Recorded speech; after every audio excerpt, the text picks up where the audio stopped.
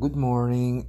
النهاردة هنتكلم عن معكم أكرم رزلان من إيجي ويج، وهنتكلم على بصمة الراس أو الهيد برينت، ودي بتكون حصريا في العالم كله يا جماعة، موجودة في باروكات اسمها النانو فلامنت.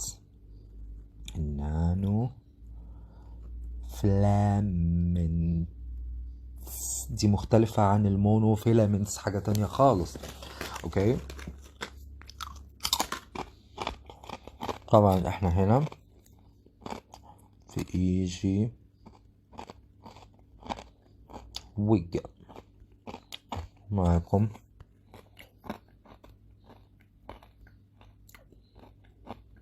أكرم روزلان.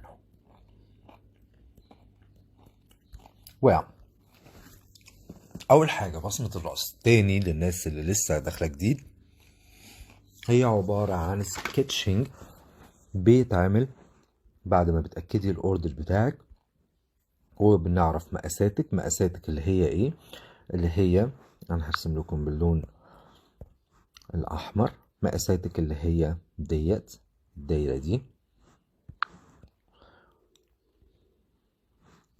المقاسات بتاعتك يعني الدايرة دي مقاس، ده مقاس 1 measure، يعني ده عموما مقاس، ادي واحد، رقم واحد ده مقاس دايرة الراس من قدام، والمقاس التاني اللي هو بيبقى من هنا لهنا. تمام، دول كده مقاسات sizes. head size ده حاجة، وبصمة الراس دي حاجة تانية. نتكلم بقى عن بصمة الراس دلوقتي. بصمة الراس يا حلوين هي ان احنا بنسكتش الصورة. اولا انتي لو هتطلبي او بره مصر او في محافظات او في بلد تانية، فبتبعت لنا صورة لشعرك بالمنظر ده. ثواني هوريكم حاجة. كنت عايز اوريكم ان بعد ما بنقعد نتكلم وبنتناقش، ثواني خليكم بقى لحظة.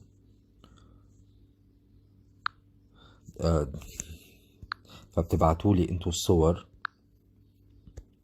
للسايد بتاع وشكم، بتكون بفلاش، تكون شعركم ملموم لورا عشان اقدر احدد شكل بصمة الراس. تمام، كل دي كده بصمة راس، كل دي اوردرز اتعملت لكلاينتس ببصمة راس. طبعا بنشتغل بالنيدل بعد كده، شعراية بنبتدي نرسم فعلا، عشان دي بتبقى رفيعة جدا جدا يا جماعة، نبتدي نرسمها على راسكم بالظبط. تمام، هي دي الفكرة بشكل عام. يعني مثلا هنا برضو اهو الكلاينت بعتت بصمة الراس، وبعد ما اتناقشنا نقاش مطول واخترنا اللون واخترنا التفاصيل كل حاجة مع بعض. تمام، ده كان تاني اوردر.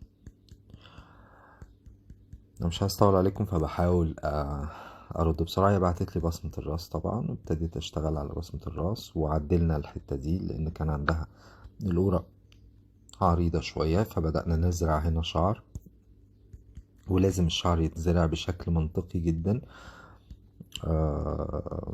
هكذا كل ده كل ده لان الويج مش مجرد حاجة بتلبسيها عليها شعر وخلاص، لا، موضوع مختلف تماما. نرجع تاني لمرجوعنا. زي ما انت شفتوا ان الصور بتتبعت بجنب راسك، سواء جيتيلي، لو انت جيتيلي تقابلنا، احنا مكاننا في التجمع ايجي ويج، وخدنا الكلام دوت بيتعمل تقريبا في نفس اليوم او تاني يوم على حسب الضغط في الشغل يعني. ولو انت بتطلبي من مكان بعيد فده يكون برضو لطيف جدا. هنتكلم بقى، احنا اتكلمنا على السايزز. بصمة الراس اللي هي دي يا جماعة، هرسم لكم عليها حالا. بصمة الراس اللي هي دي زي ما وريتكم، دي كده بصمة الراس. لو هي عندها الجناب منحولة فهنقوم عاملين لها بصمة الراس كده. لو مش عارف ايه، بنقعد نبتدي نرسم ونتسلى لأحسن شكل يليق بيها. فده شكل بصمة الراس. كمان توزيعة المنابت، خفته وتقله، دي كمان حاجة مهمة جدا. خلاص، دي كلها كده بصمة راس. وصلت الفكرة؟ وصلت الفكرة. وبعدين بعد ما بناخد صورة لبصمة راسك او بتيجي بعرف بصمة راسك ايه، ببتدي اشتغل على بعمل سكتشنج اللي هو زي ما انتوا شايفين كده. وبنبتدي، انا دي اشغل عليها من شوية فايه، نبتدي بقى نسكتش الشعر بقى ونبتدي نظبطه. ببتدي ارسم بحيث انه يبقى شكله بالنسبة لي مرضي جدا قبل ما ابتدي اشتغل. ونعمل الشعر. شايفين في فرق كبير جدا من ان احنا نرسم شعراية ونحدد شكل الويج ونبقى شايفين قبل ما نبتدي نشتغل، او ان احنا نكروت نعمل اي حاجة. يعني احنا حقيقي we're not cutting corners، يعني مش بنعك وخلاص، بنعمل الشغل بتاعنا بإتقان.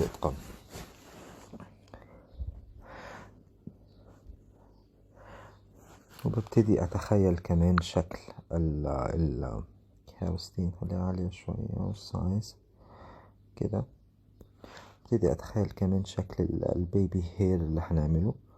عايز أقول لكم إن البيبي هير مش بس اللي بيبقى نازل لتحت، ده كمان اسمه بيبي هير. اللي طالع لفوق ده كمان بيبي هير. احنا مفهومنا عن البيبي هير غلط خالص، احنا فاكرين بيبي هير هو الشعر اللي نازل تحت ده وخلاص.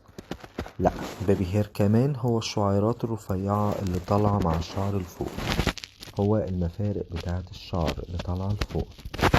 ده كده كل ده كمان اللي انا بدوس عليه اهو برسمه، معرفش شايفين ولا لا، اسمه بيبي هير. كل المقدمة دي، كل المربع اللي قدام ده اسمه بيبي هير.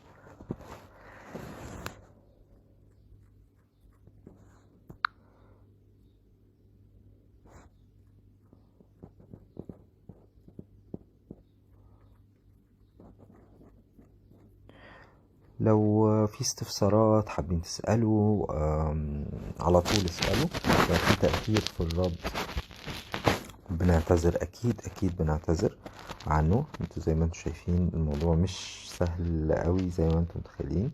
احنا ممكن نستسهل نروح نودي لأي حد عنده مكنة خياطة وتك تك تك يخلص لكم الباروكة في ثانية، وده حاجة مش كويسة أبدا.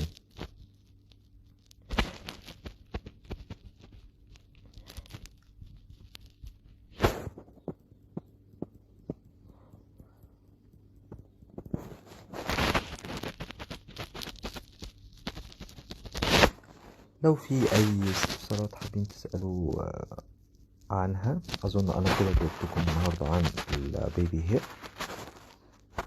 هنعمل لكم لايفز كتير جدا عشان تعرفوا معلومات أكتر، عشان تستفيدوا أكتر، عشان تبقى عندكم خلفية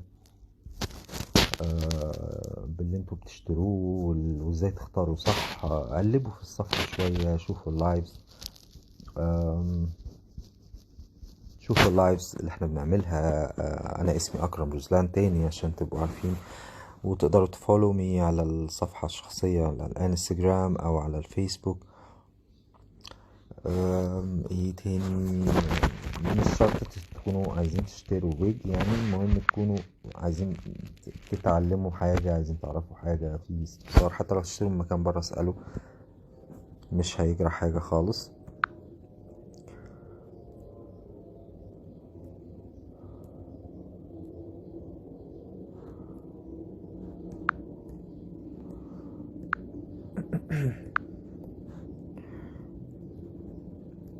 الظل والنور يا جماعة، كنت عامل انا فيديو تاني. الظل والنور مهم جدا واحنا بنعمل سكيتشنج. ليه؟ عشان اللي بيشوف، يعني احنا ساعات بنعمل ديزاينز لويجز بنبقى محتاجين نوضح فيها ان الشعراية ملوية كده لورا، ملوية لقدام، ان دي مرفوعة لفوق. فالظل والنور مهم قوي. فبعد ما بنخلص بنقوم عاملين ظل ونور كده عشان نبين خطوطنا فين بالظبط. انا كده خلصت، اعتقد انه ايه،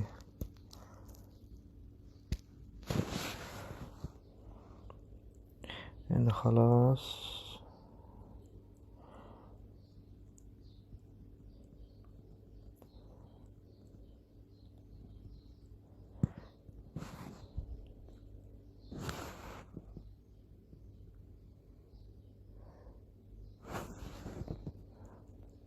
عايز اقول لكم كمان الفضيان بتاع الشعر من قدام وكثافته وتقله ورفعه، دي حاجة انتوا كمان اللي بتحددوها، انتوا كمان اللي بتحددوها. بتحددوا الفضيان اللي فوق ده قد ايه، منابت الشعر وهي راجعة لورا، خفيفة تقيلة وسط، ده كمان انا بساعدكم فيه بناء على سنكم. لو انتي سنك صغنن فبتاخدي حاجة منابتها بتبقى تقيلة شوية او وسط. لو انتي لو انتي سنك معدي مثلا الحاجة و30 40 50 60، منابتك هتختلف عن معرفش اللي عندها 20 15 16. كل حد وليه، احنا كثفنا المنابت شوية اهو. كل حاجة دي برضو بتندرج تحت بند البصمة على فكرة، نسيت اقول النقطة دي. بس كده يا جماعة، احنا في ايجي ويج تاني، ومعاكم اكرم رزلان. شكرا لكم. ثانك يو. ودي صفحتنا على الفيسبوك. تمام، دي صفحتنا على الفيسبوك. عايز اوريكم برضو الفيديو ده كان. بصوا يا جماعة، عملنا، احكي انتي بقى القصة. وعلى مقاس راسنا. بصوا احنا مش لازقين، حطي بقى ايديكي خلاص. احنا وريناكم ان هنا اهي هي مش هجيب.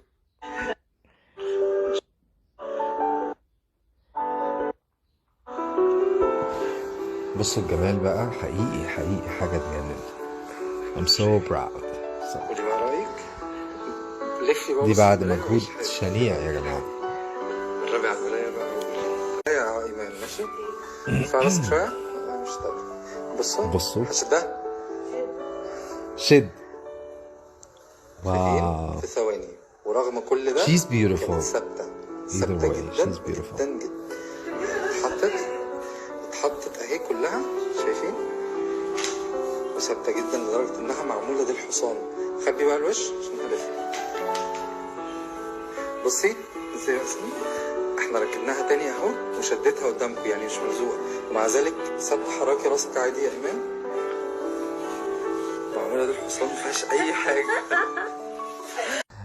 عملنا البصمة. دي صفحة ايج ويج الأصلية الرسمية يا جماعة، مفيش أي صفحات تانية خالص. دي الويجز النانو فلامنس كمان. لسه على طول. بصوا شايفين شوفي أول ما أفتح اللايف المنابت، التفاصيل تجنن. بصوا دي كده النانو فلامنس اللي معموله على بصمه الراس بالظبط بالملي. بلاحظ دايما في الفيديوز اللي بتطلع اونلاين تعمل لك ايه، تقول لك شايفين بص يا جماعه ما علينا. شايفين التفاصيل القويه. ودي صفحتي اللي هي اكرم، ودي صفحتي الشخصيه فيها 1,000,000 شخص. هتشرف بيكم لما تضيفوني او تيجوا تعملوا لايك بس كده.